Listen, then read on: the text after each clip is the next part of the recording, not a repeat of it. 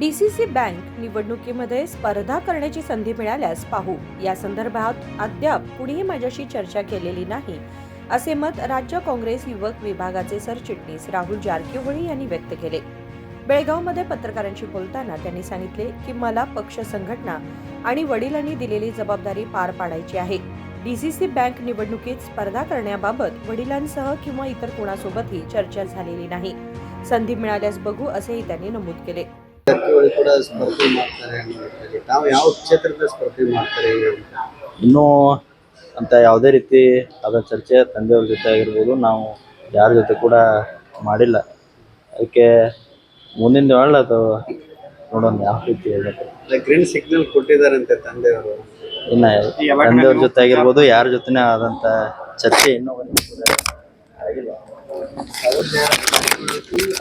Active ಆಗಿದ್ದಾರೆ ಅಂತ ಇಲ್ಲ, ನಾವು ನಮ್ಮ ಪಾರ್ಟಿ ಸಂಘಟನೆ ಆಗಿರ್ಬೋದು, ನಮ್ಮ ಕೆಲಸ ನಾವು ತಂದೆಯವ್ರು ಕೊಟ್ಟ ಜವಾಬ್ದಾರಿ ನಾವು ಯುವಕ ಮಾಡ್ತೇವೆ। ಮೊದಲಿನ ಥರ ಸುಮಾರು 3-4 ವರ್ಷದಿಂದ ನಾವು ಈ ಕ್ಷೇತ್ರದಲ್ಲಿ ಬಂದಾಗ ಕಂಟಿನ್ಯೂಸ್ ನಾವು ಆ್ಯಕ್ಟಿವ್ ಆಗಿನೇ ಮಾಡ್ತೇವೆ।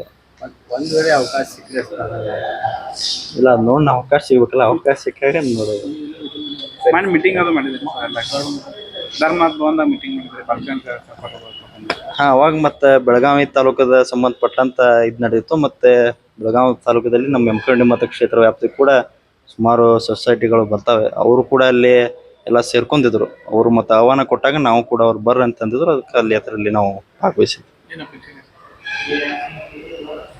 ಏನು ಸರ್ ಏನು ಅಪೇಕ್ಷೆ ಇಲ್ಲ ಸರ್?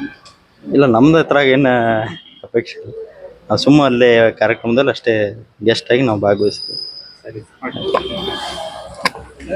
या कार्यक्रमामध्ये प्रदेशाध्यक्षांसह सर्व पदाधिकारी आणि मंत्री सतीश जारकीहोळी, आमदार लक्ष्मी हेपाळकर सहभागी होणार असल्याचंही त्यांनी सांगितलं। विनोद कोलकार, KMM मराठी, बेळगाव।